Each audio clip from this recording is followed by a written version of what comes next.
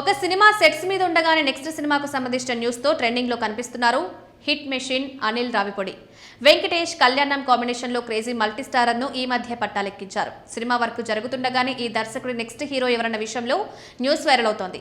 Recent times లో బాలకృష్ణను complete different angle లో చూపించిన cinema Bhagavanth Kesari. Balayya mass image కు పర్ఫెక్ట్ గా సూట్ అయ్యే కథతో సినిమా చేసిన అనిల్ బాక్స్ ఆఫీస్ ను షేక్ చేయడమే కాదు, నందమూరి అభిమానుల నుంచి ఫుల్ మార్క్స్ కొట్టేశారు. దశాబ్దాలుగా మాస్ సినిమాలో చూస్తున్న బాలకృష్ణను సరికొత్త అవతార్లో ప్రజెంట్ చేశారు. అందుకే ఈ కాంబోలో మరో మూవీ అనే న్యూస్ సోషల్ మీడియాను షేక్ చేస్తోంది. ప్రజెంట్ గోపిచంద్ మలనేని సినిమాతో బిజీగా ఉన్నారు బాలయ్య. ఆ సినిమా పూర్తి కాకముందే కొరటాల శివతో మరో మూవీని అనౌన్స్ చేశారు. త్వరలో ఈ సినిమా కూడా సెట్స్ మీదకు వెళ్లనుంది. Venky Kalyan Ram multistarrer movie complete చేసే పనిలో ఉన్నారు అనిల్ రావిపూడి. ఈ ప్రాజెక్ట్స్ అన్ని పూర్తయ్యాక 2028 సంక్రాంతి టార్గెట్ గా అనిల్ బాలయ్య కాంబినేషన్ లో సినిమా పట్టలెక్కే ఛాన్స్ ఉందన్న టాక్ వినిపిస్తోంది.